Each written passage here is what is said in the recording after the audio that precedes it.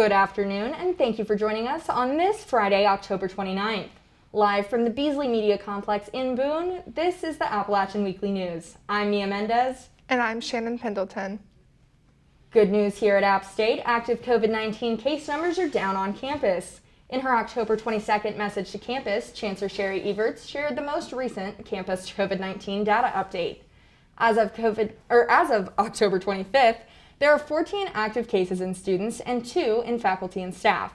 There are currently 7 active cases in Allegheny, 19 in Ashe, and 52 in Watauga, according to App Healthcare's active cases dashboard. Comparatively, case counts throughout North Carolina as a whole are at 2,493 active cases as of October 28th, with Mecklenburg County continuing to lead in case numbers with 137 active cases. Even with cases rising in Mecklenburg Public Health reports that during the past weeks, there have been an average of 187 laboratory-confirmed infections per day, a number that continues to shrink as the months go on. Here at App State, Chancellor Everts still encourages both faculty and students to remain resilient against the virus and to get vaccinated as their best defense. The university is also offering on-campus free flu shots as flu season approaches. In an email sent out to students on October 22nd, Chancellor Sherry Everts states that employees must upload proof of full COVID-19 vaccination status by October 29th, where they'll be required to submit weekly lab results. This is the same documentation that has been required of students since the beginning of the year. On the App State website, it states that students and employees who are not fully vaccinated are required to participate in weekly COVID-19 testing, quarantine for a minimum of 14 days after a known exposure, and are required to submit test results before and after a university-sponsored travel. A student, Chloe Scott, talks about her thoughts on the requirement to upload your vaccination status. I think it's a good thing, and if anything, it's something that we're getting used to. I've been to 2 concerts already, and they require the same thing, either your vaccination card or test results, and the same thing with the shows around here. I think it's beneficial. Students are encouraged to submit their vaccination status if they have yet to do so via their MedPortal accounts.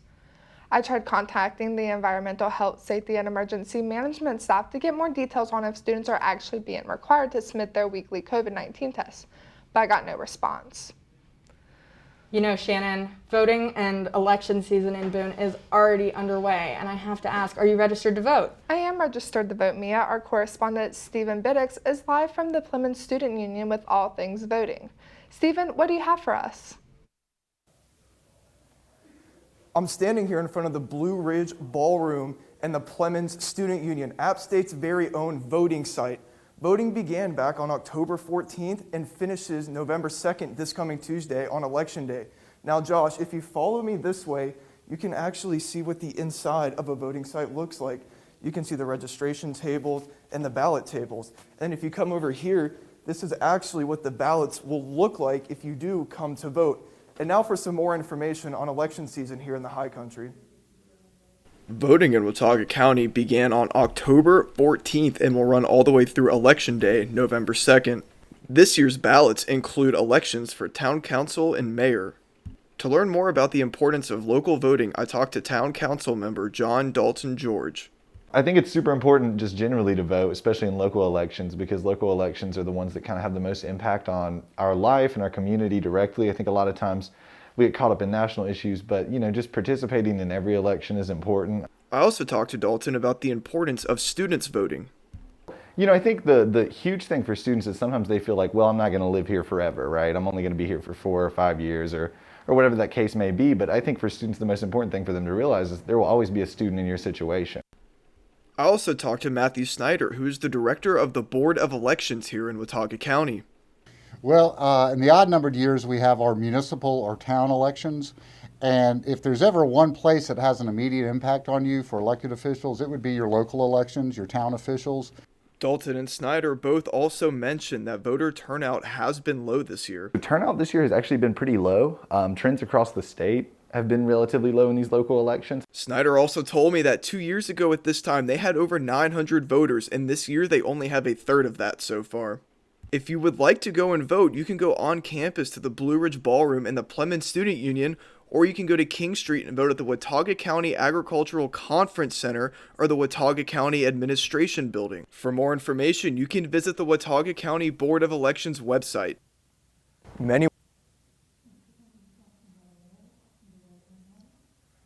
And as I mentioned, voting numbers are down this year compared to prior years. So if you would like to come out and vote in the Blue Ridge Ballroom, you can come out until 4 p.m. today, and tomorrow they are open from 8 a.m. to 3 p.m. For the Appalachian Weekly News, I'm Stephen Biddix.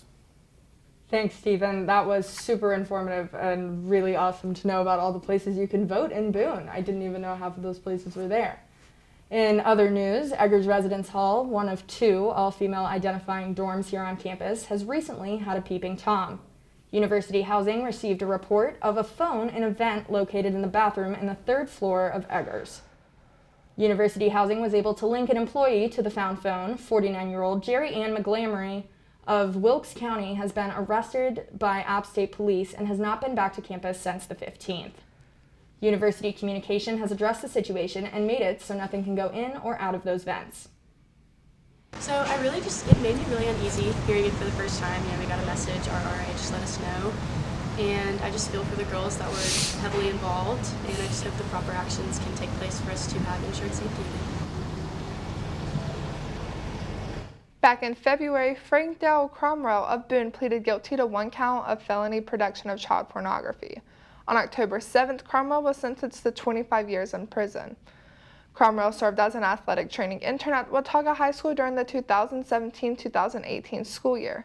He was also employed by Wilkes County Schools as a wrestling coach during the 2018-2019 wrestling season. According to plea documents, between December 2018 and February 2019, Cromwell used Snapchat to convince multiple minor victims that Cromwell was a female, and he used it to communicate with the minors. Along with his sentencing, he was also ordered to pay a special assessment fee in the amount of $55,100, serve a lifetime of supervised release, and to register as a sex offender after he is released from prison. App State prides itself on the abundance of clubs and the club students are encouraged to be a part of on campus. One of those is sure to bring out your inner gamer. Our correspondent Josh Scott has more. Leadership skills, lifelong friendships, discovering passions. These are just a few of the many things App State promises to students who choose to get out and get involved in various clubs around campus. And with over 400 clubs to choose from, it's safe to say students certainly have options, like the Gaming Club, which invites students to show off their competitive side. Every Wednesday night from 5 to 6:30 p.m., laughter and cheers can be heard originating from the 2nd floor of the Plemmons Student Union. The sounds of the Gaming Club. Hi, I'm Ruby Hall, and I'm president of the Gaming Club here at App State. We're a super casual club, all about playing games and having a good time.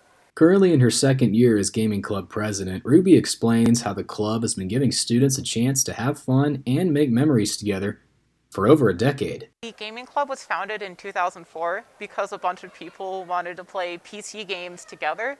But doing it online back then was really difficult because you had a lot of latency issues. So people just got together and would plug up all their computers and just play their online games together. Here it still is all this time later. It's not just App State students that echo Ruby's words. My name is John Pierce. I work at New River Light and Power, and I'm the advisor of the Gaming Club. As an advisor, John explains the type of impact the Gaming Club can have on students looking for those who have similar passions as they do. Regardless of when you came to Appalachian, whether it was in the 1970s or whether it's, 2020, people are seeking out entertainment, and gaming is one of the great ways to meet other people that have the same interests in you as you. The Gaming Club meets every Wednesday night from 5 to 6:30 p.m. on the 2nd floor of the Student Union. Students can also join their Discord, which the link is located at appstate.campuslabs.com/engage/organization/gaming-club. Whether it's games like Super Smash Bros. Or Cards Against Humanity, App State's Gaming Club surely is unique in giving students a chance to be competitive and have fun at the same time. Reporting for the Appalachian Weekly News, I'm Josh Scott. Several weeks ago, the Appalachian Weekly News reported on the trash issues at the cottages of Boone. Now, the Watauga County Attorney has issued a citation to the local student housing complex. for trash and solid waste accumulated in the parking lot besides the dumpsters. If the cleanup of the trash isn't good enough to the inspector, the fine will go up to $100 per day until the property is in full compliance with the solid waste ordinance. The solid waste ordinance does not allow property owners, occupants, or tenants to deposit, store, or accumulate trash that is not disposed of correctly. Additionally, it states that solid waste must be disposed of in reasonable intervals to make sure trash does not impact health or safety. Earlier this semester, our reporter Stephen Biddix was able to take a closer look at this ongoing issue, so I'm very curious to see how the Cottages is going to respond.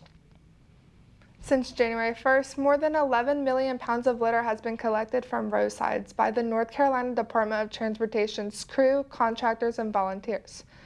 This is a new record for NCDOT, and the last record was set in 2019, where 10.5 million pounds of litter was collected. As of October 22nd, more than $15.8 million has been spent on litter collection. This is the total amount for this year alone. NCDOT is able to do this with the help of state-owned forces and contract services throughout the state.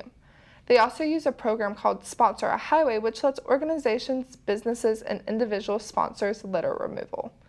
If you spot someone littering from their vehicle, you can report them with the NCDOT app. You can download the Swatted Litterbug app by going to ncdot.gov/litter. Now, I've had a ton of assorted sports-based injuries, but wouldn't it be nice if there was a way inside of your brain to prevent them from happening again? Dr. Ellen Needle, Associate Professor in the Department of Health and Exercise here at App, is working with a team of researchers to figure out how to do just that. In his research, specialized in ankle sprains, they are proposing methods to address the altered brain and nervous system's way of coordinating movement using common rehabilitative balancing and agility exercises. Now, this may seem pretty standard as far as physical therapy after an injury goes, but Dr. Needle and his team are taking it a step further and through these exercises transmit a low-level electrical current through the brain. We describe brain stimulation. It kind of, strikes this, oh my God, I'm never going to be doing that. And the truth is, this is technology that athletic trainers, physical therapists, we've been using for a very long time with different types of treatments. So they've been using a similar technology. What this is really changing is where we're applying this. The project, titled How to Train Pathways, TRAIN standing for Targeted Rehabilitation of Ankle Instability Through Neurological Pathways, began in May and will continue through August of 2024. With plans of a new Starbucks making its way to King Street, some local spots are sure to take a hit. I'm quite a fan of most of those spots, Shannon. What do you think about this? Oh, I love Talia's on King Street, but I wonder what this new Starbucks will do to all the local coffee shops on King Street. Our correspondent Zanira Maureen Lopez is live from the projected Starbucks location. Zanira, what more can you tell us about this? Shannon and Mia, right here outside 116 West King Street is where this potential third Starbucks is going to be, right here in this building. Just before you hit King Street, there are 4 different coffee shops right here. These local businesses have the potential to be heard by this big chain. I spoke to Austin Northern of Blue Deer on King about his feelings for this new Starbucks. Prospectively located on 116 West King Street, a new Starbucks location could be coming to Boone near the Earth Fair and Kicks on King shoe store. The building would be 2,200 square feet and take up to 0.80 acres. The Starbucks would have a parking lot and a drive-thru. The High Country is home to many local businesses, especially coffee shops. I spoke to one owner, Austin Northern of Blue Deer on King, about their fears for the new Starbucks location. But the reality of this specific venture is that it will be a logistical nightmare. Like, I know you've probably seen King Street, like especially turning right there at Daniel Ben Inn. I almost have to prepare myself mentally every time we go to our King Street shop because it's going to take me like 15 minutes just to kind of get through that light. If this all goes to plan, this could be the third Starbucks location in Boone, other than the one on Blowing Rock Road and inside Harris Teeter. The application and site plan have already been submitted to town officials. Me and my wife have talked about this, and the way that I think about it is like, you look at King Street kind of as it is right now, there's only one chain, right? It's Ben & Jerry's. I'm not a Starbucks guy. Like, I'm not. I think the majority of people either have a love-hate relationship with Starbucks. And the thing about our community is I think we are so pro like local business that if you weren't going to Harris Teeter or, next to Publix for Starbucks anyway, you probably weren't going at all. Like Austin said, this does have the potential to create even more traffic than there already is on King Street, even right now. With this Starbucks location, there could potentially be included a drive-thru and a patio, which could make this even worse, and especially worse for these locally owned coffee shops that have been here for much longer. For the Appalachian Weekly News, I'm Zanira Lopez. Thanks for that, Zanira. On another note, last October there were 33 deaths and 83 seriously injured in alcohol-related crashes.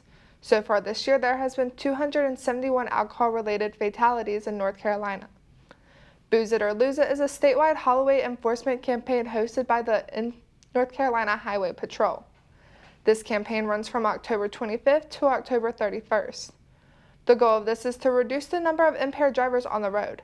This is through intensive enforcement and education. Never drink and drive. If you have been drinking, use another method of transportation, such as Uber, Lyft, or riding with a friend. It's homecoming weekend, which means there are going to be a ton of things going on in Boone this week. Let's talk about some of the ways to keep busy this weekend. The 7th annual Nearly Naked Mile took place this week during the homecoming kickoff on October 25th. Students participated in the race and were encouraged to wear as little as possible as they ran through campus to raise donations for the Hospitality House. The race kicked off at 6 p.m. and started in Sanford Mall, where there was a donation drive for winter coats and jackets. Anyone interested in donating jackets, winter gear, or any other non-perishables for the wintertime can visit www.hosp-house.org. Lip Sync is also one of the annual homecoming events designed for clubs, organization, and academic departments. This is one of the ways to earn points and money for your department. The points are used to help determine the ultimate homecoming champions. Last Tuesday, October 19th, was the Lip Sync prelims, and 7 organizations advanced to the finals. Last night, Lip Sync finals occurred at the Schaefer Center. The winner of that was Sigma Kappa and Phi Sigma Kappa. While the 2021 homecoming parade was originally scheduled to take place tonight, there has been a cancellation due to the weather, so a virtual option for the parade with submissions from participating groups will be available for all to watch. Even though Oktoberfest tonight was canceled, students can still stop by and watch the MPHC Yard Show starting at 8 p.m. Head over to Legends for this BYOB event if you are 21 and up. This event is hosted by the National Pan-Atlantic Council. Participating NPHC organizations will be strolling and showing their stuff. A yard show is where NPHC or Divine Nine Greek letter organizations do traditional stepping and strolling. Coming up on the Appalachian Weekly News, an update on all things sports.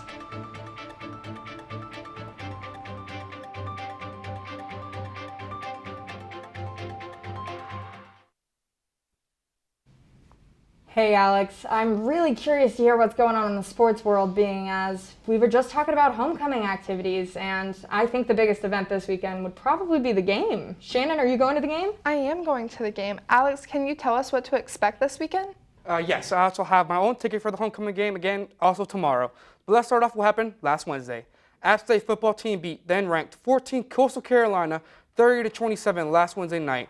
The Mountaineers put an end to the Chanticleer's undefeated run, adding more attention to a potential new rivalry in the Sun Belt. Super Senior defensive end Demetrius Taylor and Super Senior kicker Chandler Staten were named the Sun Belt Conference Defensive and Special Teams Player of the Week.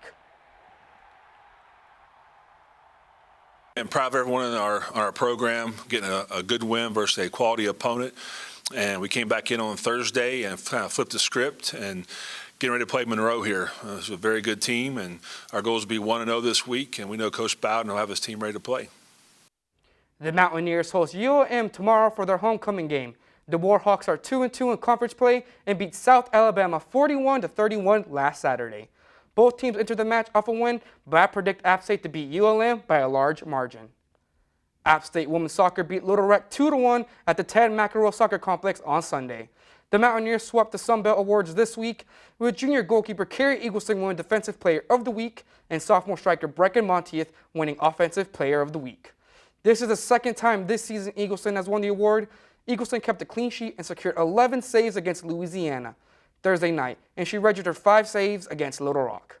Monteith won the award for the first time in her collegiate career after tallying 3 goals in 2 games. She's App State's top goal scorer this season with 8 goals. The Mountaineers travel to Foley, Alabama this Sunday to start their conference tournament run. App State volleyball fell 3-1 against Sunbelt West Division leaders Texas State on Saturday. The Bobcats won the first set 26-24 and the second 25-16. App State forced the fourth set, winning the third set 26-24 to inspire a comeback. However, the Mountaineers couldn't maintain the Bobcat offense as Texas State won the fourth set 25-23 to win the match. Junior outside hitter McCall Denny had a solid night for the Mountaineers, totaling 22 kills and 6 digs. This is the second time this season Denny has tallied more than 20 kills. The Mountaineers play their game tonight against South Alabama at 7 p.m. on ESPN+. App State men's golf team placed 3rd place at the 18-team battle at Black Creek that took place Monday and Tuesday. With 4 golfers finishing the top 22, the Mountaineers posted a 2-under team total that helped them climb from 7th to 3rd on the final day. Senior Timotheus Tirdo Tamardi and sophomore Xavier Harrison tied 15th place overall with even par totals. The battle at the Black Creek was held at Chattanooga, Tennessee, and was the program's last event for the fall season. App State men's golf played next at the Sea Palms Collegiate on March 4th. App State women's golf played their 4th event of the fall season at the 17th Team Terrier Collegiate. The Mountaineers placed 14th with sophomore Alyssa Cox making her stroke debut. Cox finished the highest in the roster with the 41st place finish. Their final event of the fall season is at the French Broad Invitational from November 8th to 10th at Asheville, North Carolina. App State field hockey fell 2-1 in overtime thriller against number 22 Kent State on Friday. Kent State took a lead in the final second of the first half off a corner play. The Mountaineers gave the Golden Flashes a taste of their own medicine, scoring in the final second of the second half. Junior midfielder Pauline Mangold scored off her own insert, receiving an assist from senior midfielder Frederica Stegen. She extended her record for having the most assists in the program. The Mountaineers are playing against Central Michigan at this very moment, where they will also play them tomorrow at noon. That's all I have for sports this week. Mia, Shannon, back to you. Thanks, Alex. Hopefully I'll run into you at the game. And Shannon, hopefully I'll also get to see you. Now it's time for your High Country High Note. Old Time Jams at the Jones House take place every Thursday evening from 7 to 10 p.m. If you're interested in joining in some old-time acoustic jams, you can join local and visiting musicians there. You can bring an old-time acoustic instrument like a guitar or banjo and hop in the jam circle to play along with some of the other musicians. Don't play an instrument? No problem. The old-time jams are open to the public, so you can grab a seat and enjoy the music. Masks are required while inside the facilities, and if you have any questions, you can contact the Jones House at 828-268-6280. That's our report for this week. I'm Shannon Pendleton. And I'm Mia Mendez. For all of us at the Appalachian Weekly News, thank you for watching, and we'll see you next time.